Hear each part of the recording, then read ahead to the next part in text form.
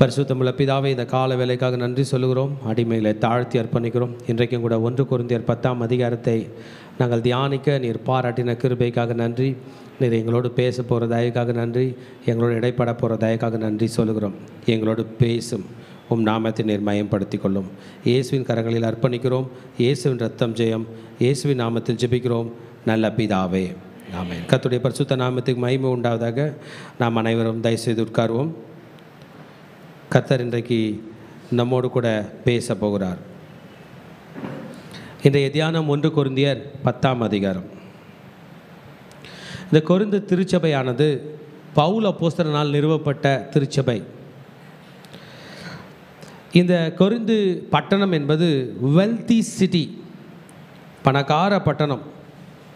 இன்றைக்கு உள்ள ஒரு மெட்ரோபாலிட்டன் சிட்டி போல் எல்லா வசதி வாய்ப்புகளும் அங்கே உண்டு.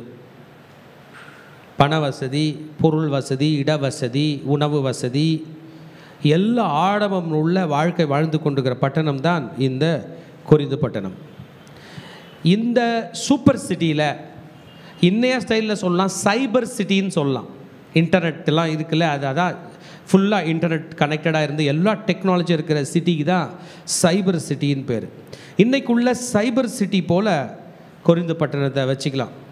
இன்றைக்குள்ள New York, new Jersey, Washington, London, அதுபோல் சிட்னி, இது போல் ஒரு பெரிய பட்டணத்தில் என்ன வசதி வாய்ப்பு இருக்குதோ அத்தனையும் உள்ள ஒரு பட்டணம் தான் இந்த கொரிந்து பட்டணம். இந்த பட்டணத்தில் ஒரு சபை நிறுவக்கூடிய வாய்ப்பு பவுல் அப்போஸ்தலனுக்கு கிடச்சிருச்சு. ஒரே சபை தான், ஆனால் பெரிய பட்டணம். சென்னை மாதிரி ஒரு பட்டணத்தில் ஒரே சபை வச்சுருந்தா என்ன பிரயோஜனம்? எத்தனை கோடி ஜனங்கள் வசிக்கிறார் போல, லட்சக்கணக்கான ஜனங்கள் வசிக்கிற இந்த கொரிந்து பட்டணத்தில் ஒரு சபை பவுல் அப்போஸ்தலன் நிறுவி இருக்கிறார். இந்த சபை கிறிஸ்தவ சபை. யூதர்களுடைய சினகாக்ஸ் இருந்துச்சு, ஜபாலயங்கள் ஆங்காங்கே இருந்துச்சு. ஆனால் இது பவுல் அப்போஸ்தலன் நிரப்பப்பட்ட இது சபை, கிறிஸ்தவ சபை. ஆனால் இந்த சபையில் ஊழியத்தை முடித்து விட்டு பவுல் அப்போஸ்தலன் ரிட்டர்ன் ஆகிட்டார், மிஷினரி பயணத்தை முடித்து. இப்போ கேள்விப்படுறார், இந்த சபையில் உள்ள சில ப்ராப்ளம்ஸை பற்றி கேள்விப்படுறார். அதை தான் இந்த மொத்த மடலில் 1 கொரிந்தியன்ஸ் 2 கொரிந்தியன்ஸில் இந்த லெட்டர்ஸில் அட்ரஸ் பண்ண போகிறார். அந்த ப்ராப்ளத்தை சொல்லி அதுக்கு தீர்வு சொல்ல போகிறார். நம்ம இவ்வளோ நேரம் தொடர்ச்சியாக படித்து கொண்டு வருகிறோம். இன்றைக்கு 10ஆம் அதிகாரத்துக்கு வந்திருந்தோம். ஏற்கனவே என்னென்னலாம் படித்தார்னா, சபையில் பிரிவினைகள் இருக்கக்கூடாது, ஒற்றுமையாக இருக்க வேண்டும் என்பதை பற்றி பேசியிருந்தார். செக்ஷுவல் இமாரலிட்டி, உறவு, கணவன் மனைவி உறவு, குடும்ப உறவு எவ்வளவு முக்கியம் என்பதை பற்றி பேசி சொல்லி கொடுத்தார். பிறகு சிலைகளுக்கு கொடுக்கப்பட்ட, சாக்ரிஃபைஸ் பண்ணப்பட்ட, அதுக்கு முன்பாக படைக்கப்பட்ட உணவுகள் சாப்பிடுவதை பற்றியெல்லாம் பேசினார். ஆவிக்குரிய வரங்களை பற்றி இனி வரப்போகிறத்தில் பேச போகிறார். அன்பை பற்றி பேச போகிறார். ஒற்றுமையை பற்றி பேச போகிறார். கிறிஸ்தவனுடைய பிஹேவியர், அவர்கள் எப்படி வாழ என்பதை பற்றிலாம் பேச போகிறார். ஹல்லேலூயா. இன்றைக்கு ரொம்ப வித்தியாசமான கோணத்தில் பேச போகிறார். முந்தைய காலத்தில் என்ன நடந்ததோ அது நிகழ்காலத்தில் நடக்காதபடி பார்த்து கொள்ளுங்கள் என்பதாக பேச போகிறார். கொரிந்து சபை வந்து மிக்ஸ்டு பாப்புலேஷனுங்க. 3 விதமான ஜாதி நிறைய பேர் இருக்காங்க. முதலாவதாக எபிரேயர்கள். எபிரேயர்கள் ரொம்ப பெருமிதம் உள்ளவர்கள், பெருமைக்காரர்கள். ஏன்னா பழைய ஏற்பாடு அவங்க கையில் தான் இருக்குது, அவங்க மொழியில் தான் இருக்குது, ஹீப்ரூ மொழியில் இருக்குது. அவங்களுக்கு பழைய ஏற்பாடு மனப்பாடமாக தெரியும், சரியா? அதனால் எபிரேயர்கள் யார்? They had the Bible. கிரேக்கர்கள் வந்து they had the intelligence. Socrates, Aristotle, Plato போன்ற தத்துவ ஞானிகளால் வளர்க்கப்பட்டு இந்த பள்ளிகளில் படித்து வந்தவங்க கிரேக்கர்கள் தான். அவங்களுக்கு அறிவு, ஞானம், ரிசர்ச் என்று. ரோமர்கள் இருந்தாங்க. அவங்க வந்து மிலிட்ரி, போலீஸ், கத்தி எடுப்பாங்க, வெட்டுவாங்க, அதிகாரம் அவங்க கையில் இருந்தது. இந்த 3 கூட்டத்தையும் சேர்ந்து தான் இந்த சபை இங்கே இருக்குது. அப்போ ஒற்றுமை இருக்குமா? இருக்காது. கிரேக்கர்களோட கொள்கைகள் வேறு, கலாச்சாரங்கள் வேறு. ரோமர்களுடைய கொள்கைகள் வேறு, கலாச்சாரங்கள் வேறு. இஸ்ரவேலுடைய கொள்கைகள் வேறு, கலாச்சாரங்கள். எல்லாரும் சேர்ந்து பைபிள் படிக்கிறாங்க, எல்லாரும் சேர்ந்து ஆண்டவருடைய வார்த்தை கீழ்ப்படுகிறாங்க, எல்லாரும் ரட்சிக்கப்பட்டு ஞானஸ்தானம் பெற்று, எல்லாரும் மனம் திரும்பி ரட்சிக்கப்பட்டு ஞானஸ்தானம் பெற்று இங்கே இருக்கிறாங்க. ஆக இந்த கொரிந்து திருச்சபையில் ஒரு கிறிஸ்டியன் என்விரான்மெண்ட் இருக்குது. நம்ம எவ்வளோ பேர் உட்காந்துருக்கோம், ஒருத்தர் பார்த்து ஸ்தோத்திரம் சொல்லிப்போம். இது வெளியில் நடக்குமா? நடக்காது. எல்லாரும் பைபிள் கையில் வச்சுக்கிறோம். வெளியில் நடக்குமா? நடக்காது. முடிஞ்ச பிறகு முட்டி போட்டு ஜெபம் பண்ணுவோம். வெளியில் நடக்குமா? நடக்காது. ஒரு கிறிஸ்டியன் என்விரான்மெண்ட் உள்ள திருச்சபை தான் இது. இந்த திருச்சபையில் சத்தியத்தை சரியாய் போதிக்க வேண்டியது அவசியம் என்பது பவுல் அப்போஸ்தலனுக்கு இருந்தபடினால் இந்த மடலை எழுதுகிறார். லெட்டர் எழுதுல ஒரு பெனிஃபிட் இருக்குங்க. அவர் அன்னைக்கு எழுதின லெட்டர் தான் இன்றைக்கி நம்ம கையில் மொழிபெயர்க்கப்பட்டு தமிழாக கிடச்சிருக்கு. ஹல்லேலூயா. இது வேறு யாரோட வார்த்தை இல்லை, யாரோடது? பவுல் ஐயாவோட. இன்றைக்கி அவரே பேசுறதை நினச்சிக்கிட்டு நாம் இன்றைக்கு படிக்க போகிறோம். ஒரு அல்லையா சொல்லாமல் இன்றைய செய்தி 10ஆம் அதிகாரம். இந்த 10ஆம் அதிகாரத்தில் பவுல் அப்போஸ்தலன் என்ன பேச போகிறார், இதற்கு நான் தலைப்பு கொடுப்பேன்னா, அன்று சிலை வழிபாடு இருந்தது, இன்று அப்படின்ற கேள்வி. ஆமென். கேள்வி எப்படிங்க? அன்று சிலை வழிபாடு இருந்தது, இன்று அப்படின்னு ஒரு கொஸ்டின் மார்க்கோட போட்டு நமக்கு எக்ஸ்பிளைன் பண்ண போகிறார். ஹல்லேலூயா. இதை நான் 3 பகுதிகளாக பிரிக்க போகிறேன். முதல் பகுதியை பற்றி பேசுகிறேன். Israel is represented here as a bad example. Bible எடுத்து பிரித்து படித்தோம்னா எல்லாரும் பண்ண தப்பும் சொல்லியிருப்பாங்களா? Bad example. ஆபிரகாம் தப்பு பண்ணார், தாவீது தப்பு பண்ணாரா? யாக்கோபு தப்பு பண்ணார், லாபான் பண்ணார். எல்லாரும் பண்ணுற தப்பை வச்சு நீ அதை பண்ணாதன்னு பைபிள் சொல்லித்தரும். கரெக்டாக சொல்லித்தருதா? எல்லாரும் பண்ண ரைட்டை வச்சு நீ அப்படி பண்ணுன்னு சொல்லித்தரும். இன்றைக்கி இஸ்ரேலோட பேட் எக்ஸாம்பிள், இஸ்ரேலோட மிஸ்டேக் என்ன அப்படின்றத பற்றி பேச போகிறார். முதல் 5 வசனங்களை நாம் படிக்க கேட்போம். 1 கொரிந்தியர் 10 முதல் 5 வசனங்களில் இஸ்ரேலோட பேட் எக்ஸாம்பிளை பற்றி பவுல் அப்போஸ்தலன் நம்ம சொல்லித்தர போகிறார். அப்போஸ்தலன் அன்றைய நாளை பற்றி பேசுகிறார். பிரதரன், சகோதரரே, என்ன நடந்துச்சு தெரியுமா? தோரா படிக்கிறவர்களே, டனாக் படிக்கிறவர்களே, டனாக்னா டா நா கா, டா நா டோரா, நா நா நபீம், கானா கெட்டுபீம். தோரானா பஞ்சாகமம், ஆதியாகமம், யாத்திரையாகமம், லேவியராகமம், என்ன பஞ்சாகமம், என்னாகும், உபாகம், பஞ்சாகம், அது 5 ஆகமம். ஆமாம். அதேபோல் நபீம் எல்லா தீர்க்க தரிசன புஸ்தகமும் அடங்கின ஒரு புஸ்தகம் வச்சுருப்பாங்க. அப்புறம் கெத்துபீம் எல்லா பாடல்களையும் வச்சுருப்பாங்க. இதை படிப்பாங்க, மனப்பாடம் பண்ணுவாங்க. இதை படிக்கிறவர்களே, இஸ்ரவேலை பற்றி என்ன படிச்சிங்க? வாட் டிட் யூ அண்டர்ஸ்டாண்ட் அப்படின்ட்டு பவுலையா நமக்கு என்ன சொல்கிறாருன்னா, இவங்க எல்லாம் ஞானஸ்தானம் பெற்றார்கள், ஒரே மேகத்தின் கீழே போனார்கள், பகலிலே மேகஸ்தம்பம், இரவிலே அக்கினி ஸ்தம்பம், இவர்கள் ஞானஸ்தானம் பண்ணப்பட்டார்கள் சொன்னார். ஏன்னா நம்ம எல்லாருக்குள்ள ஒரு எண்ணம், ஞானஸ்தானம் பெறாமலே வாழலாம். நோ, ஞானஸ்தானம் வெரி வெரி இம்பார்ட்டன்ட். அப்புறம் சாப்பாடை பற்றி பேசுகிறார். எல்லாரும் ஞான போஜனத்தை புசித்தார்கள். தேவதூதர்கள் சாப்பிடுகிற உணவை கர்த்தர் இஸ்ரவேலர்களுக்கு கொடுத்தார். எத்தனை ஆண்டுகள் கொடுத்தார்? 40 ஆண்டுகள் கொடுத்தார். ஞான பானத்தை குடித்தார்கள். பிரதர், இன்னைக்கு அந்த வழியை நீங்கள் போனீங்கன்னா குடிக்க தண்ணி கிடையாது. ஆளாளுக்கு வாட்டர் பாட்டில் தூக்கி தான் போகணும். ஒரு டூரிஸ்ட் ஸ்பாட் போகிறதுக்கு இவங்க 40 வருஷம் நடந்ததில் ஏதாவது ஒரு டூரிஸ்ட் ஸ்பாட்டுக்கு நீங்கள் போனீங்கன்னா தண்ணி பாட்டில் தூக்கிட்டு போகணும் குடிக்கிறதுக்கு. குளிக்கலாம் முடியாது, பாத்ரூமுக்கெல்லாம் வழி இல்லை. அன்னைக்கு ஏறக்குறைய 20 லட்சம் பேரை எப்படி நடத்தினார்? தண்ணி எங்கே இருந்துச்சு சொல்கிறாரு. அவங்களுக்கு தண்ணி எங்கேருந்தும் வரல, ஞான கண்மலையாகிய இயேசுவே கூட போனார். அந்த கண்மலையே போனார், அவரே தண்ணி கொடுத்தார், அவரே பகலில் டெம்பரேச்சரை ரெகுலேட் பண்ணார், அவரே இரவில் டெம்பரேச்சரை ரெகுலேட் பண்ணார். அவர் வேற யாரும் இல்லை, அவர் தான் கிறிஸ்து. அன்றைக்கு இயேசு கிறிஸ்து இஸ்ரவேலோடு கூட போனார். இன்றைக்கு நாம் கூடியிருக்கோம், நம்ம மத்தியிலும் இயேசு சொல்லுங்க இருக்கிறார். ஹல்லேலூயா. எத்தனை பேர் விசுவாசிக்கிறீங்க? இயேசு இங்கே இருக்கிறார். இயேசு இங்கே இருப்பதினால தான் நம்ம இங்கே கூடியிருக்கோம். இல்லை நமக்கு நம்பிக்கையே கிடையாது. நான் பேசுகிறத கேட்க நீங்கள் வரவே வேணாம். இங்கே இயேசு இருக்கிறார். அவர் ஏதோ இந்த பாஸ்டர் வாயில் பேச போகிறாருங்கிற எண்ணத்தோடு தான் நம்ம இங்கே அமர்ந்து கொண்டிருக்கிறோம். ஹல்லேலூயா. ஆனால் இயேசுவே கூட ட்ராவல் பண்ணும்போது, 40 ஆண்டுகள் ட்ராவல் பண்ணும்போது எல்லாரும் அவருக்கு பிரியமாய் நடந்து கொள்ளவில்லை. அதனால் அவர்கள் அழிக்கப்பட்டார்கள். கர்த்தருக்கு பிரியமான வாழ்க்கை நாம் வாழ வேண்டும் என்பது ஆண்டவருடைய சித்தமாய் இருக்கிறது. திருச்சபையே, தேவனுடைய பிள்ளைகள் ஆண்டவரை பிரியப்படுத்த வேண்டும். உலகத்திலே இன்றைக்கி கூட காலையில் எழுந்து இவ்வளோ பேர் இவ்வளோ ஆப்ரேட் பண்ணுறோம். எல்லாரையும் நான் கேட்டேன்னு வைங்களேன், ஏதாவது ஒன்று சொல்லுவீங்க. எங்கள் பையனை பிரியப்படுத்த இந்த சாப்பாடு செஞ்சேன், எங்கள் வீட்டுக்காரை பிரியப்படுத்த துணி அயன் பண்ணி கொடுத்தேன், இந்த பாஸ்டரை பிரியப்படுத்த காலை ஆராதனையில் உட்காந்துக்கிறேன், இன்றைக்கி ஸ்கூலில் ஸ்கிரிப்சர் கிளாஸ்க்கு பிரியப்படுத்த வந்தேன். ஆனால் அது இல்லைங்க, நம்ம கூடவே 24 மணி நேரம் × 7 நம்மோடும் நமக்குள்ளும் வாசம் செய்கிற பரிசுத்த ஆவியானவரை நாம் பிரியப்படுத்த வேண்டும். This is our calling today. இதுதான் நம்முடைய அழைப்பு. அந்த ஜனங்க கூட 40 வருஷம் கர்த்தர் செல்லுகிறார், அவர்கள் அவருக்கு பிரியமாய் வாழவில்லை. அதனால்தான் அவர்கள் மடிந்தார்கள் என்று சொல்லப்பட்டிருக்குது. அவருடைய பாடிஸ் வனாந்திரத்தில் அவர்கள் அழிக்கப்பட்டார்கள். they were overthrown in the wilderness. கர்த்தருக்கு பிரியமில்லாத வாழ்க்கை வாழ்ந்தால் we will be overthrown. கர்த்தருக்கு பிரியமில்லாத பிஸ்னஸ் பண்ணால் ஸ்பாட்லேயே விழுந்துருவோம். கர்த்தருக்கு பிரியமில்லாத பேச்சு பேசினா அப்பவே விழுவோம். கர்த்தருக்கு பிரியமில்லாத வாழ்க்கை வாழ்ந்தால் எப்போனாலும் விழுவோம். இஸ்ரவேலர்கள் டெட் பாடியை ரொம்ப பத்திரமாக ஹேண்டில் பண்ணுவாங்க, புனிதமாக கன்சிடர் பண்ணுவாங்க. அந்த பாடியை எடுத்து வெள்ளை போலும் கரிய போலலாம் போட்டு பூசி அதுக்கு துணிகள் எல்லாம் சுற்றி அந்த பாடியை ப்ரிசர்வ் பண்ணி முடிஞ்ச அளவுக்கு மக்காமல் பார்த்து பிறகு அது மக்கிட்ட பிறகு எலும்புகளை எடுத்து அதுக்கு ஒரு ஸ்பெஷல் ப்ரேயர்லாங்க அதெல்லாம் பண்ணி தான் புதைப்பாங்க. ஆனால் வனாந்தரத்தில் எப்படி மறிச்சாங்க? தூக்கி வீசப்பட்டார்கள். ஏன்? கர்த்தருக்கு பிரியமில்லாத வாழ்க்கை வாழ்ந்தனால். கொரிந்து திருச்சபையே, மெயின் விஷயம் தான். கொரிந்து திருச்சபையே, இன்னைக்கு நீ ரட்சிக்கப்பட்டிருக்க.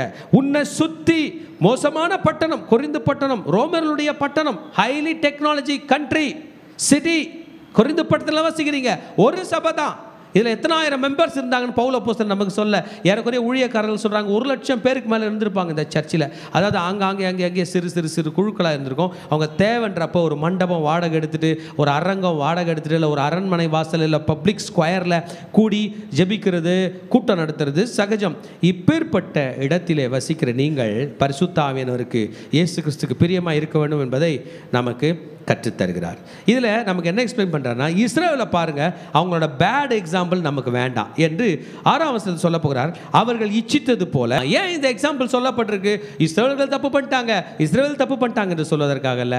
இதை பார்த்து நீ தவறு செய்யக்கூடாது என்பது, நான் தவறு செய்யக்கூடாது என்பதற்காக. இஸ்ரேலுக்கு முன்பு இஸ்ரேலோட பேட் எக்ஸாம்பிள்.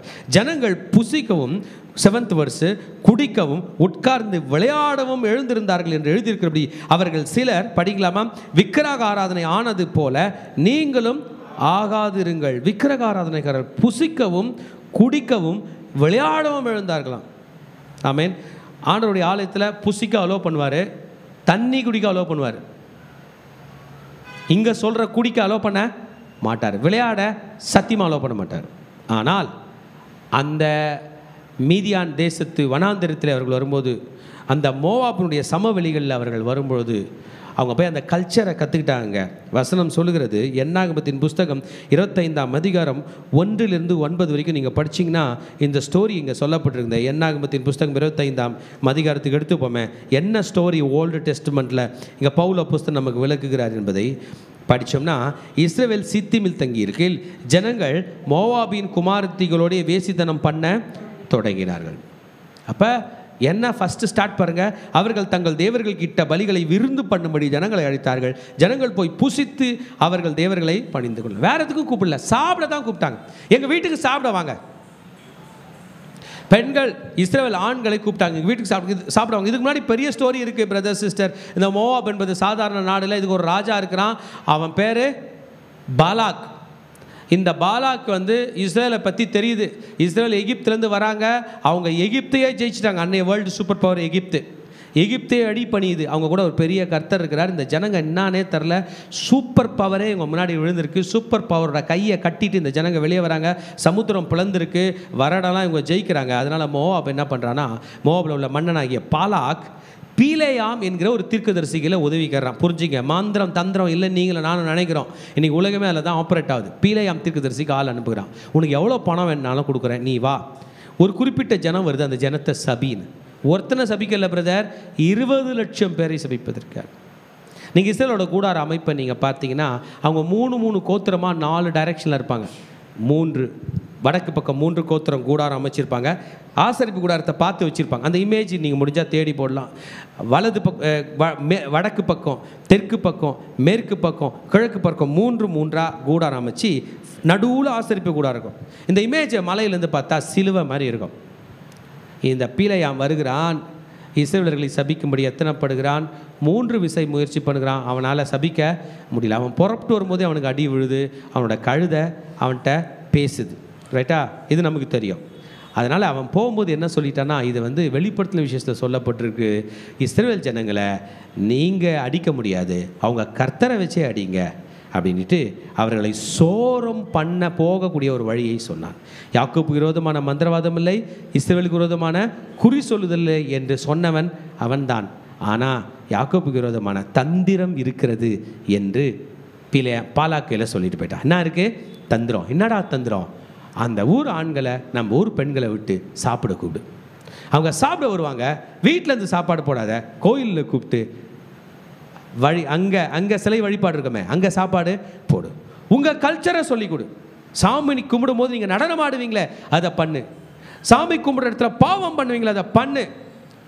விக்கிரக ஆராதனை செய்த உணவுகளை மட்டுமே பரிமாறு, மீதி அவங்களுக்கு நடக்கிறது நடக்கும் என்று சொல்ல, அன்றைக்கு புசித்து குடித்து அவர் தேவர்களை பணிந்து கொண்டு என்ன பண்ணாங்களாம், விளையாட துவங்கினார்களாம். அது மட்டும் இல்லை, அப்படியே பிக்கப் ஆயிடுச்சு. ஆண்கள் பெண்களை ஃப்ரெண்டு பிடிச்சிட்டாங்க, பெண்கள் ஆண்களை ஃப்ரெண்டு பிடிச்சிட்டாங்க. இஸ்ரேலோட கேம்பும் இந்த மோவாபோட கேம்பும் மிக்ஸ் ஆயிடுச்சு. கர்த்தருக்கு இது பிடிக்கவே பிடிக்காது. அப்போ என்ன செய்வது என்று தெரியவே இல்லை. அப்பொழுதுதான் இந்த இடத்துல ஒரு மாபெரும் ப்ராப்ளம் வருகிறது.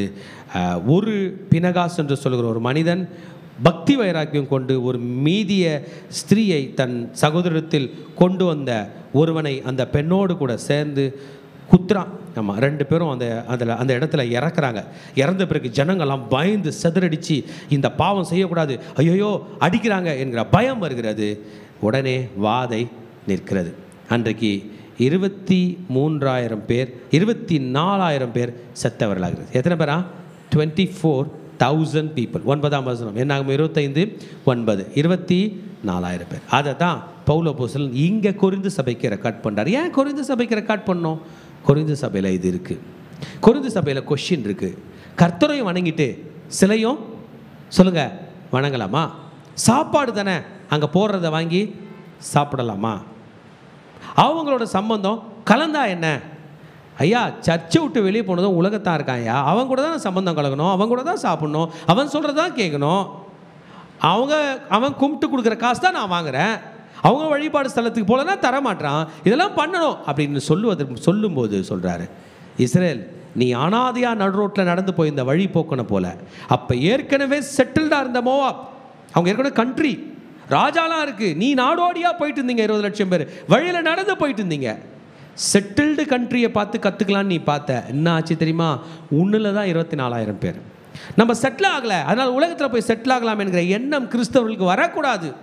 ஐயோ, கொரிந்து பட்டணம் பணக்கார பட்டணம், எல்லாரும் கையிலும் வீடு இருக்குது, ஆஸ்தி இருக்குது, சொத்து இருக்குது, சுகம் இருக்குது, சிலைகள் இருக்குது, வழிபாடுகள் இருக்குது, எனக்கு ஒன்றுமே இல்லையே, நான் இப்படி இருக்கேனே, நான் ஒன்று பண்ணுறேன், அவர்களோட சம்பந்தம் கலந்து கொள்கிறேன் என்று நீ போகாதே என்பதை கற்றுக் கொடுக்கும்படியாக தான் பவுல் அப்போஸ்தலன் இன்றைக்கு இந்த மக்களிடத்தில் பேசி கொண்டிருக்கிறார். ஹல்லேலூயா.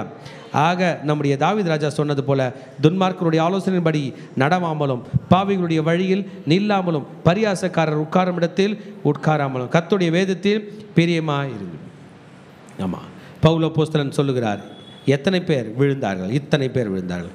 நாமும் கிறிஸ்துவை பரீட்சை பார்க்க கூடாது. இஸ்ரேலுக்குள்ள ஒரு மைண்ட் செட்டு சாத்தான் கொடுத்தான். என்னன்னா, நீங்கள்லாம் நாடோடிங்க, உங்களுக்கு டெய்லி யாரை பார்க்கணும் சொல்லுங்கள்? கர்த்தரை பார்க்கணும். டெய்லி கர்த்தரை பார்க்குறோமா இல்லையா? ஆண்டவரே அப்படின்றோம். ஆனால் உலகத்தான் அவன் கர்த்தரை பார்க்கல, கார்டு போட்டு காசு எடுக்கிறான், நேற்று வந்த கலெக்ஷனை என்றான்,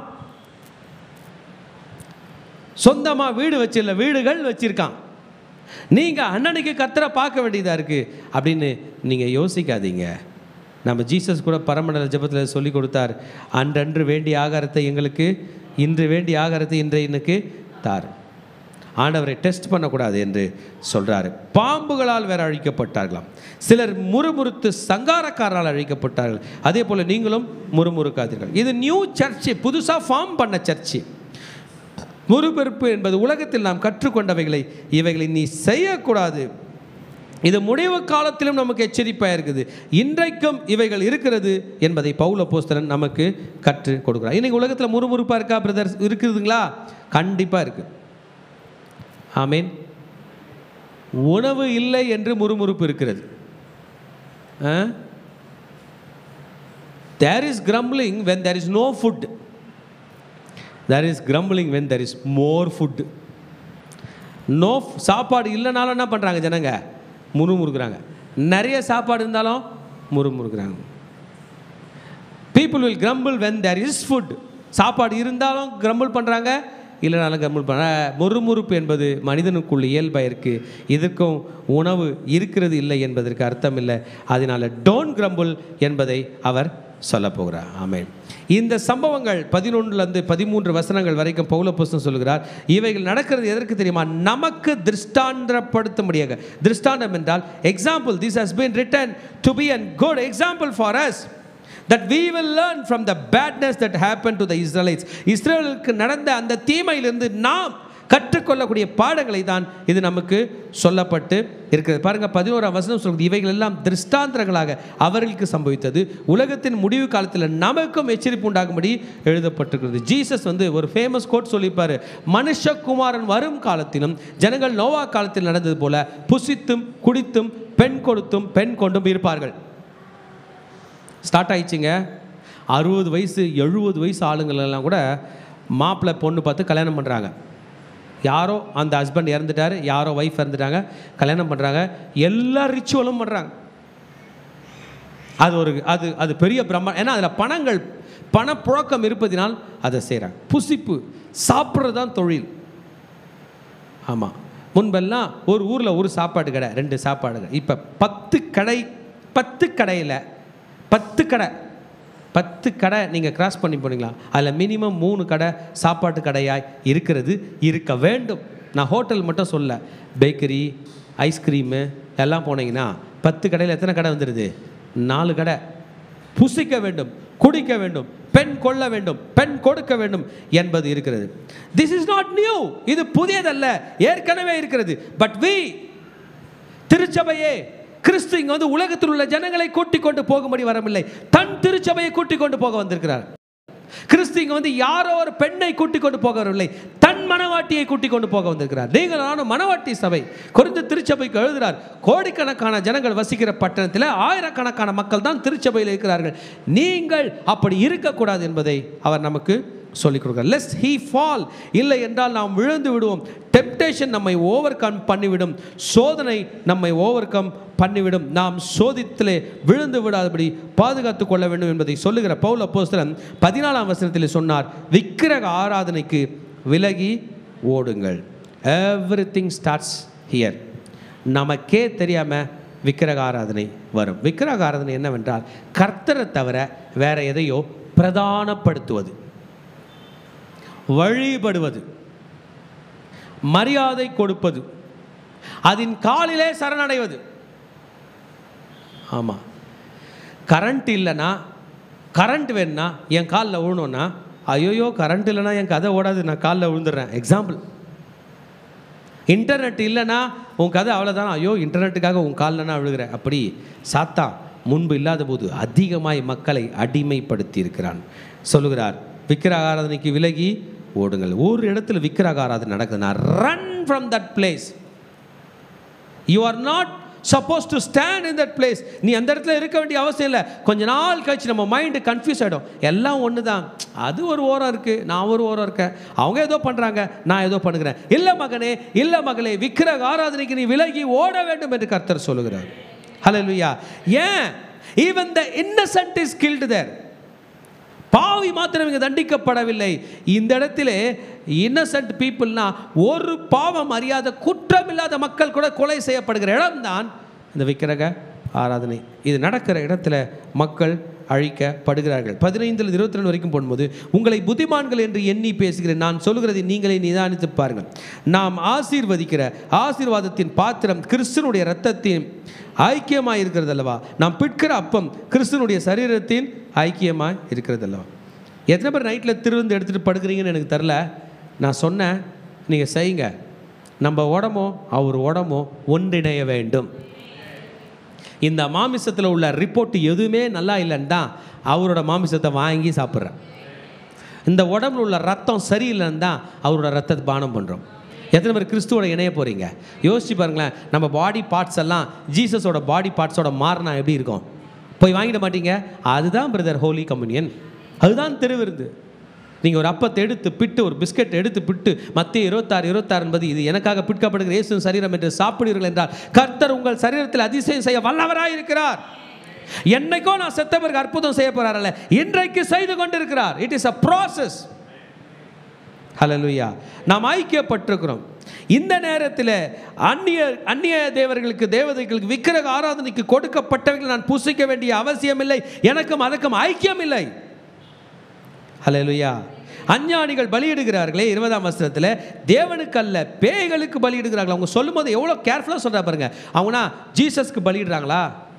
அவங்கன்னா ஆபிரகாம் ஆராதித்த தேவனுக்கு பலியிடுகிறார்களா? இல்லை, அவர்கள் பேய்களுக்கு பலியிடுகிறார்களாம். they are sacrificing, their altars are for the devils. பேய்களுக்கு பலியிடுகிறார்கள். நீங்கள் கர்த்தருடைய பாத்திரத்திலும் பேய்களுடைய பாத்திரத்திலும் பானம் பண்ணக்கூடாது. நீங்கள் கர்த்தருடைய போஜனத்துக்கும் பேய்களுடைய போஜனத்துக்கும் பங்குள்ளவர்களாக இருக்கக்கூடாது. நாம் கர்த்தருக்கு எரிச்சலை மூட்டலாமா? அவரிலும் நாம் பலவான்களா? வேண்டாம், வேண்டாம். Flee from this idol worship. Flee from this idol sacrifice. ஏன்னா கொரிந்து பட்டணத்தில் இது major problem. This is the major problem. Idol worship வந்து கொரிந்து பட்டணத்தில் என்ன இருந்துச்சு? Major problem. சில ப்ராப்ளம்ஸை நான் சொன்னேன், அவர் அதெல்லாம் அட்ரஸ் பண்ணுறார். முதல்ல என்ன? டிவிஷன், பிரிவினை பற்றி பேசுகிறாங்க. ரெண்டாவது பெருமை பற்றி பேசுகிறாங்க. அப்புறம் என்ன பேசுகிறாங்க? சிலை வழிபாடு பண்ணலான்றாங்க. பண்ணலாம், ஒன்றும் இல்லை, அப்படி போயிட்டு வர போகிறோம். நோ, கூடாது. அங்கே போய் சாப்பிட்லான்றாங்க, சாப்பிட கூடாது, சாப்பிட்டா எழுச்சி வரும் என்பதை அவர் எங்களுக்கு நமக்கு சொல்ல போகிறார். ஆமேன். ஆமாம், கொரிந்தியர்களுக்குள்ள ஒரு ஐடியா இருந்துச்சா, என்னன்னா, ஐயா அது சிலை தானே, அது முன்னாடி பலியிடுறத சாப்பிட்றது என்ன மிஸ்டேக்? அது ஒன்றும் பண்ணாது. என்ன பண்ணாது? கேள்விப்பட்டிருக்கீங்களா? அது ஒன்றும் பண்ணாது. இல்லைங்க, ஃபிசிக்கல் வேர்ல்டு இங்கே மெயினே இல்லை. உலகத்தை ஆட்டி படைக்கிறது ஸ்பிரிச்சுவல் வேர்ல்டு. உலகத்தை ஆட்டி படைக்கிறது ஸ்பிரிச்சுவல். எபேசியரில் படித்தோம் பாருங்கள். வான மண்டலத்தின் பொல்லாத ஆவிகளின் சேனைகளோடு இப்பிரபஞ்சத்தின் அந்தகார லோகாதிபதிகளோடு உங்களுக்கு போராட்டம் உண்டு. நம்ம ஃபிசிக்கலாக மட்டும்தான் பார்க்குறோம். நம்ம கண்ணு மூடும் போது தான் தெரியும் ஸ்பிரிச்சுவல் வேர்ல்டு. அந்த ஸ்பிரிச்சுவல் வேர்ல்டில் இன்றைக்கே நாம் கவனமாக இருக்க வேண்டும் என்பதை சொல்லுகிறேன். ஒன்று, அது சிலை தானே, சாப்பிட்டா என்னன்ட்டாங்களா? இன்னொன்று, பிரதர் நீங்கள் ஆண்டவருடைய திருவிருந்து சாப்பிட்றீங்களே, அதனால் அதை பண்ணாலும் இது காப்பாற்றோன்னாரு. கிடையாது, அலோடு இல்லை. நம்ம கூட இருக்கிற கர்த்தரை நாம் எரிச்சல் மூட்டக்கூடாது. Don't provoke God to jealousy. நாம் தேவனை எரிச்சல் மூட்டக்கூடாது என்பதை சொன்னார். என்னன்னா, we cannot compromise with the worldly things, we cannot compromise with the worldly worship என்பதை பவுல் அப்போஸ்தலன் சொல்லிக் கொடுக்கிறார். ஆமென். ஆனால் மூன்றாவது பகுதிக்கு வருகிறோம். இதில் பாருங்க, எல்லாவற்றையும் அனுபவிக்க எனக்கு அதிகாரம் உண்டு, ஆகிலும் எல்லாம் தகுதியாக இருக்குது. இராது, எல்லாவற்றையும் அனுபவிக்க எனக்கு அதிகாரம் உண்டு, ஆகிலும் எல்லாம் பக்தி விருத்தியை உண்டாக்காது. நம்ம இன்னைக்கு எதை ஃபோக்கஸ் பண்ணுறோம்? காலையிலேருந்து நம்ம என்ன பார்த்தோம்? காலையிலேருந்து நம்ம என்ன பேசணும்? யார் கூட பேசணும்?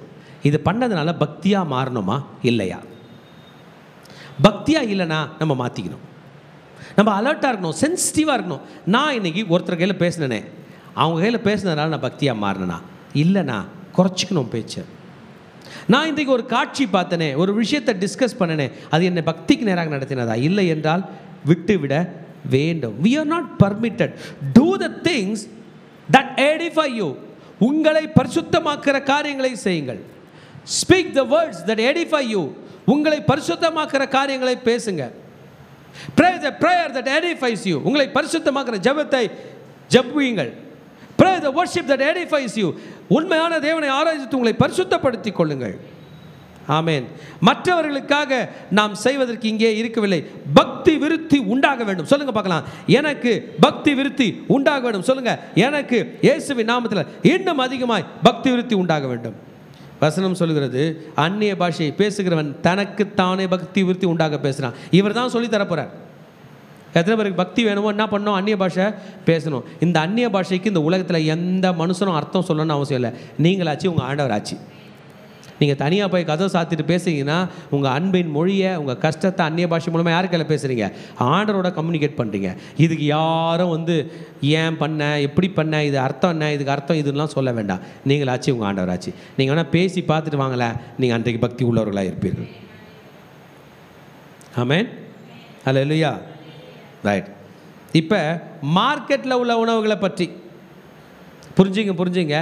அங்கே போய் வழிபாடு பண்ண இடத்துல சாப்பிடல, மார்க்கெட்டில் வாங்க போகிறீங்க, கடையை அவர் வச்சுக்கிறார், என்ன பண்ணுவீங்க? ஐயா எக்ஸ்பிளைன் பண்ண போகிறாரு பாருங்க, கவனிங்க. ஒவ்வொருவனும் 24th verse 25th, கடையிலே விற்கப்படுகிற எதையும் வாங்கி பூசிங்கள். மனசாட்சி நிமித்தம் நீங்கள் ஒன்றையும் விசாரிக்க வேண்டியது இல்லை. ஏன்னா கொரிந்து பட்டணமாச்சே, எல்லாமே கடையில் வாங்கி சாப்பிடணும். So it's a practical guidance. நீ பயப்பட வேண்டாம். பூமி மதி நிறைவும் கர்த்தருடையது. உங்களுக்கு தெரியாமல் அவன் பண்ணுறான், அதுக்கெல்லாம் நீங்கள் பயப்படவே வேணாம். தெரிந்து நீங்கள் செய்வதற்கு தான் கணக்கு கொடுக்க வேண்டும். அன்றையும் அவிசுவாசிகள் ஒருவன் உங்களை விருந்துக்கு அழைக்கும் போது போக உங்களுக்கு மனதிருந்தால் கவனிங்க, மனசாட்சி நிமித்தம் ஒன்றையும் விசாரியாமல் உங்கள் முன் வைக்கப்படுகிற எதையும் புசியுங்கள். ஒரு வீட்டுக்கு போகிறீங்க, கவனிங்க, அவன் ஏதோ பண்ணிட்டான், கவனிங்க எப்படி மனசாட்சி அழகாக டீல் பண்ணுறாரு பாருங்கள். நீங்கள் வேணும்னு போய் சாப்பிடாதீங்க, அதுதான் சொல்கிறார். தெரியாமல் ஒருத்தன் கொடுக்குறான், நீ இப்படி பண்ணிட்டியே அதனால் எனக்கு பாதிப்பு வரும், வராது. மனசாட்சி நிமித்தம் அந்த ஆத்மா இடரல் அடையக்கூடாது என்பதற்காக நீ சாப்பிட்லாம். ஆனால் உங்கள் முன்னாடியே ஒரு செரிமனி பண்ணி கொடுத்தாங்களாம், சாப்பிடக்கூடாது. உன்னுடைய மனசாட்சியை குறித்து நான் இப்படி சொன்னாமல் 29th verse, மற்றவனுடைய மனசாட்சியை குறித்தே சொல்லுகிறேன், என் சுயாதீனம் மற்றவனுடைய மனசாட்சினாலே குற்றமாய் எண்ணப்படுவது வேண்டுவது என்ன. இதை ஃபுட்டை பெருசாக பேசக்கூடாது. அவங்க கேட்பாங்க, நாங்கள் உங்கள் வீட்டுக்கு வந்தால் நாங்கள் சாப்பிட்றோமே, நீங்கள் ஏன் எங்கள் வீட்டுக்கு இதை சாப்பிட மாட்டேன் அதை சாப்பிட மாட்டேன்றீங்க. நீங்கள் சொல்லுங்கள், இப்போ டீ போட்டுத்தாங்க நான் குடிக்கிறேன், இப்போ போட்டுத்தாங்க நான் குடிக்கிறேன், தண்ணி கொடுங்க குடிக்கிறேன். ஆமேன், ஹல்லேலூயா. இப்போ சோறு செஞ்சு கொடுங்க, இப்போ செஞ்சு கொடுங்க, இல்லை நாளைக்கு உங்கள் வீட்டில் நான் சாப்பிட்றேன். You should avoid things wisely. அவங்க என்ன உங்களை அதை சாப்பிட வைக்கிறது, அதுக்கு பழினா நீ எங்கள் வீட்டில் எதுவுமே சாப்பிட மாட்டியா, நான் நாளைக்கு வர உங்கள் வீட்டில் சாப்பிட்றேன், போய் சாப்பிட்ணும், பழைய சோறாக இருந்தாலும் சாப்பிட்ணும். ஆமேன், ஹல்லேலூயா. அவன் இடர் அடையக்கூடாது. ப்ராக்டிக்கல் கைட்லைன்ஸ் இதில் என்ன சொல்ல வரனா, நீ இந்த டாப்பிக்கை வச்சு அவனை இடர் அடையக்கூடாது. உனக்கும் ஆண்டவருக்கும் தெரியும் இந்த மனசாட்சி விஷயங்கள். நீ வேண்டும் என்று சாப்பிடவில்லை, நீ அந்த வழிபாடுக்குள் சென்று சாப்பிடவில்லை, நீ உன் மனசாட்சி நிமித்தம் நீ இதை செய்யலாம். கடையில் வாங்கி சாப்பிடலாம், அந்த வழிபாடு இடத்துக்கு போய் அவர்கள் செய்வதை பார்த்தும் தெரிந்தும் அதை தான் சாப்பிடக்கூடாது. ஓகே, ரைட், சரி.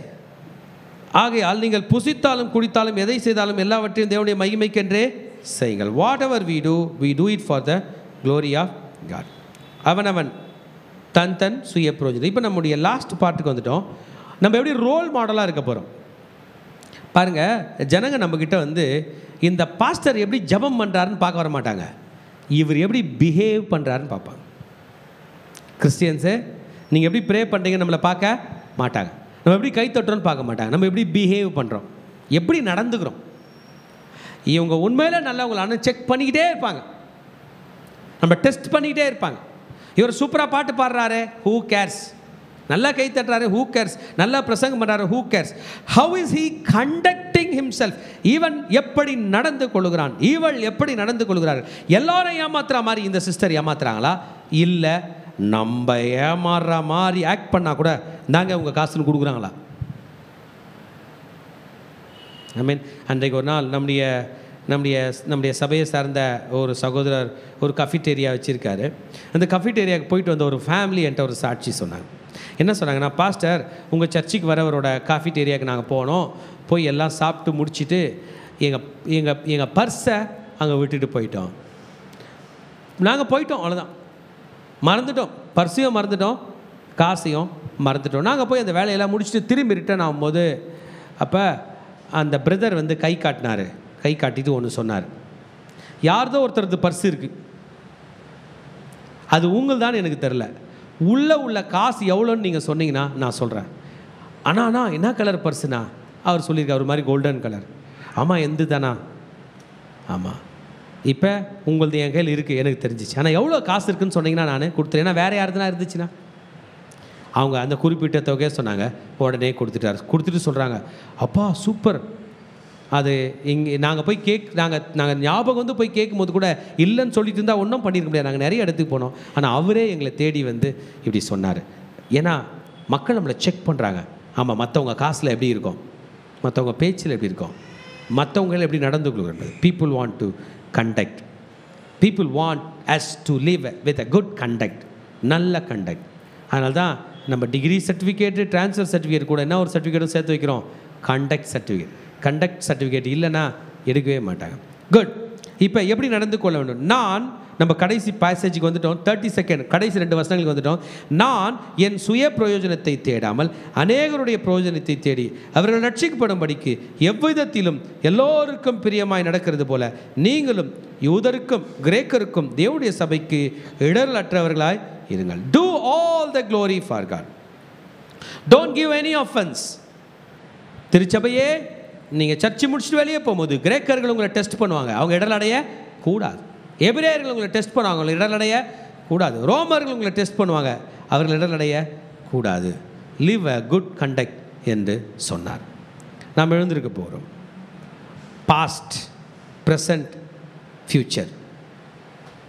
நடந்தது, அதாவது கடந்தது, நிகழ்ந்து கொண்டு இருக்கிறது, வருங்காலம். நாம் என்ன செய்ய போகிறோம்? Are we willing to surrender to God? Are we willing to surrender to God? கர்த்தர் நம்மோடு கூட வந்து கொண்டிருக்கிறார். கர்த்தர் நம்மை நடத்தி கொண்டிருக்கிறார். கர்த்தர் நம்மை முற்றிலும் நடத்தி கொண்டிருக்கிறார். திருச்சபையை அர்ப்பணிக்கலாமா? God is with us. God is with us. கர்த்தர் நம்மை நடத்தி கொண்டிருக்கிறார். நம்ம கூடவே வருகிறார்.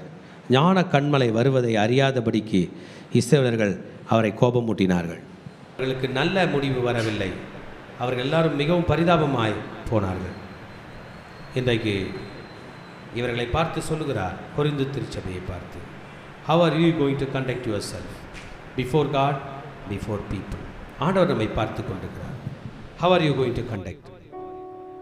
நீ எப்படி உன்னை நடத்தையில் காட்டப் போகிறாய் மகளே, மகன்? we have to behave properly. we cannot do idol worship. we cannot misbehave to the worldly people. let us surrender to God. let us follow Jesus as a role model. இயேசு தான் ஒரு ரோல் மாடல் ஆகிறார். இயேசுவே, நான் உன் பின்னே வரப்போகிறேன், உன் பின்னே நடக்க போகிறேன், உன் வழியை பின்பற்ற போகிறேன். பகலிலே மேகஸ்தம்பமாய் நடந்தவர் சொன்னார், என்னை பின்பற்று, என் வார்த்தையை பின்பற்று. இயேசுவின் பின்னே போக துணிந்தே, இயேசுவின் பின்னே போக துணிந்தே, இயேசுவின் பின்னே போக துணிந்தே, பின்னோக்கே நான், பின்னோக்கே நான், பின்னோக்கே நான், பின்னோக்கே நான். உலகமே பின்னே, உலகமென் பின்னே, சிலுவையின் முன்னே, உலகமென் பின்னே, சிலுவையின் முன்னே, உலகமென் பின்னே, சிலுவையின் முன்னே, பின்னோக்கி நான், பின்னோக்கி நான், பின்னோக்கி நான், பின்னோக்கி நான். பாடலாமா? இயேசுவின் பின்னே போக துணிந்தே, இயேசுவின் பின்னே போக துணிந்தே, இயேசுவின் பின்னே போக துணிந்தே, பின்னோக்கி நான், பின்னோக்கி நான், பின்னோக்கி நான், பின்னோக்கி நான். ஆம் தகப்பனே, இந்த ஆசீர்வதிக்கப்பட்ட இந்த காலை வேளையிலும் கூட 1 கொரிந்தியர் 10வது அதிகாரம் மூலமாக பேசினீரே அப்பா. இதோ நாங்கள் உம்மை உறுதியாய் பற்றி கொள்ள ஆண்டவரே நாங்கள் முடிவு செய்திருக்கிறோம் ஆண்டவரே. எந்த விதமான விக்கிரகங்களோ இந்த உலகமோ எங்களை உம்மை விட்டு பிரிக்க முடியாது சுவாமி. இந்த வேளையிலும் கூட பரிசுத்த ஆவியானவர் எங்க மத்தியில பலமாய் நீர் கிரியை செய்ய போவதற்காக நன்றி செலுத்துகிறோம். இயேசுவின் ரத்தம் ஜெயம், இயேசுவின் நாமத்தினால் பிதாவே, ஆமென். 1 கொரிந்தியர் 10வது அதிகாரம் 23வது வசனம். எல்லாவற்றையும் அனுபவிக்க எனக்கு அதிகாரம் உண்டு, ஆகிலும் எல்லாம் தகுதியாய் இராது. எல்லாவற்றையும் அனுபவிக்க எனக்கு அதிகாரம் உண்டு, ஆகிலும் எல்லாம் பக்தி விருத்தியை உண்டாக்காது. இந்த இடத்துல பவுல் சொல்றாரு, எனக்கு எல்லாவற்றையும் அனுபவிக்க அதிகாரம் இருக்கு, ஆனாலும் கூட அது எனக்கு தகுதியா இருக்கிறதா என்பதை நான் பார்க்க வேண்டும். எல்லாம் செய்வதற்கு கர்த்தர் அதிகாரத்தை கொடுத்திருக்கிறார், ஆனாலும் அது என்னை பக்தி விருத்திக்கு நேராய் நடத்துமா என்பதை ஒப்பிட்டு பார்க்க வேண்டும் என்று.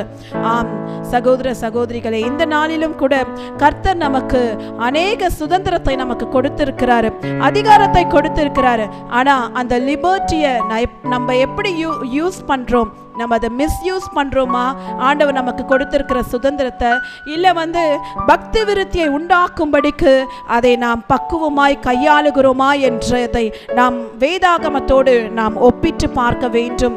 நாம் வாழுகிற காலகட்டத்தில் கூட அநேக பாவங்கள் நம்மை ஆண்டவரை விட்டு தூரப்படுத்தும்படிக்கு அநேக காரியங்கள் நம்மை நெருக்கி கொண்டிருக்கிறது. ஆனாலும் கூட இந்த நாளில் கூட ஆண்டவர் நமக்கு கற்றுக் கொடுத்த இந்த காரியங்களை நாம் வேதாகமத்தோடு ஒப்பிட்டு பார்க்க வேண்டும். அது நிச்சயமாக ஆண்டவருடைய கோட்பாடுகளுக்கு நேராய் நம்மை நடத்துகிறதா என்று என்னுடைய சிறிய சாட்சியை கூட இந்த நேரத்தில் நான் பகிர்ந்து கொள்ள விரும்புகிறேன். நான் முதல்ல நான் ஒரு வேலை ஸ்தானத்தில் சேர்ந்தேன். அப்போ நான் ஆண்டவரை ஏற்றுக்கொள்ளாமல் வேற மார்க்கத்தை சேர்ந்தவளாய் நான் இருந்தேன். அந்த நேரத்தில் அது ஒரு சின்ன கம்பெனி தான். அந்த இடத்துல நான் வேலை செய்யும் போது அவங்க எனக்கு சொன்னாங்க, நீங்கள் உங்களுடைய வேலை கூடவே சில விக்கிரக அந்த காரியங்கள் எல்லாம் நீங்கள் செய்யணும், அதை நீங்கள் சுத்தப்படுத்தி அதற்கு தேவையானவை எல்லாம் நீங்கள் பண்ணணும் அப்படின்ற மாதிரி. அப்போ அது நான் அறியாமையில் இருக்கும் போது நான் செய்தேன். ஆனால் 2013ஆம் ஆண்டு நான் ஞானஸ்தானம் எடுத்து ஆண்டவரை ஏற்றுக்கொண்ட பிறகு பரிசுத்த ஆவியானவர் என்னை வழி நடத்த ஆரம்பித்தார். அநேக காரியங்களை எனக்கு கற்றுக் கொடுத்தார். அப்போ இது போல சம்பவம் திரும்பவும் நேரிடும் போது ஆண்டவர் சொன்னார், இது எனக்கு பிரியமில்லை என்று. அந்த நாள் முதற்கொண்டு அந்த விக்கிரகத்துக்கு நேராக அந்த வழிபாடுகள் செய்யும் போது நான் போக மாட்டேன். அதிலிருந்து ஆண்டவர் என்னை வேறு பிடித்தார். இன்றைக்கும் கூட ஒருவேளை இப்படிப்பட்ட பிசிக்கலான சிலை வழிபாடுகள் நம்ம செய்யலனா கூட இன்றைக்கு எதெல்லாம் விக்கிரகமா நம்மளுடைய சிந்தனையில நம்மளை ஆளுகை செய்து கொண்டிருக்கிறதோ இன்றைக்கு கர்த்தர் அதை விட்டு தூரப்படுத்த வேண்டும் என்பதை கர்த்தர் பேசுகிறார். இந்த இடத்துல கூட நம்ம பார்த்தோம், இந்த இஸ்ரவேல் ஜனங்கள் எகிப்திலிருந்து வந்துட்டாங்க. ஆனா எகிப்துடைய அந்த கிரியைகளை அவர்களுடைய சிந்தையில இருந்து பிரிக்க முடியல. இன்றைக்கு ஒருவேளை நம்மை இந்த உலகம் ஆளுகை செய்து கொண்டிருந்தா இன்றைக்கு கர்த்தர் நம்மோடு கூட பேசுகிறார். அப்படிப்பட்ட விக்கிரகத்தை நம்மளுடைய சிந்தையில இருந்து நீக்கி போட வேண்டும் என்று நம்ம கண்களை மூடி நம்ம தேவனிடத்துல ஒப்பு கொடுப்போமா? இன்றைக்கு எதெல்லாம் விக்கிரகமா ஆண்டவரையும் நம்மையும் தூரப்படுத்தி கொண்டிருக்கிறது? ஒருவேளை பணமோ இல்ல ஒருவேளை பாவமோ ஆண்டவருக்கு பிரியமில்லாத காரியங்கள் இல்ல இப்படிப்பட்ட சிலை வழிபாடுகளோ ஏதாவது நம்ம இடத்துல காணப்பட்டால் இந்த நேரத்துல பரிசுத்த ஆவியானவர் நமக்கு உணர்த்தும் வேளையில அதை நம்ம சிந்தையை விட்டு அகற்றி போடலாமா? அநேக நேரத்துல ஆண்டவருக்கு கொடுக்க வேண்டிய இடத்தை நம்ம கொடுக்காம, அந்த கனத்தை கொடுக்காம, அந்த விக்கிரகத்தை அந்த குறிப்பிட்ட காரியத்தை நாம் முன்பாக கொண்டு நிறுத்தி அதை பிரையாரிட்டைஸ் பண்ணியிருக்கோமே. இன்றைக்கு கர்த்தர் சொல்லுகிறார், அவைகளை நம்மை விட்டு தூரப்படுத்த வேண்டும் என்று. அநேக நேரத்துல நம்ம மொபைலுக்கு இம்பார்ட்டன்ட் கொடுத்திருக்கிறோமே. நம்ம வேதாகமத்தை வாசிக்கிற நேரத்துல ஆண்டவருக்கு பிரியமில்லாத காரியங்களை நம்ம பார்த்து நம்ம கெடுத்து கொண்டிருந்தோமே. இந்த வேளையில கூட நம்ம ஆண்டவரோடு கூட ஒப்புரவாக போகிறோம்.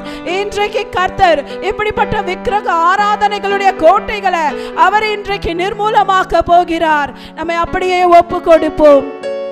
Shadari namakara variandara balaba shabara balabara bakaraba oriandara balaba shabari balaba karaba ore ne makabala shandara oriandara bakaraba o shikarina mashyandara balaba shabara balabara balabara balaba oriandara balabara bari balaba shararararararara oriandara bari balaba shadari namakara bari balaba ori bala shandara bakaraba oriandara karaba o shikabarina makarabaridana makaraba o rabalaba shabara balabara balabari barabari andara barabalaba o re re re re re re re re re re re o shaba ba ba ba ba ba ba ba.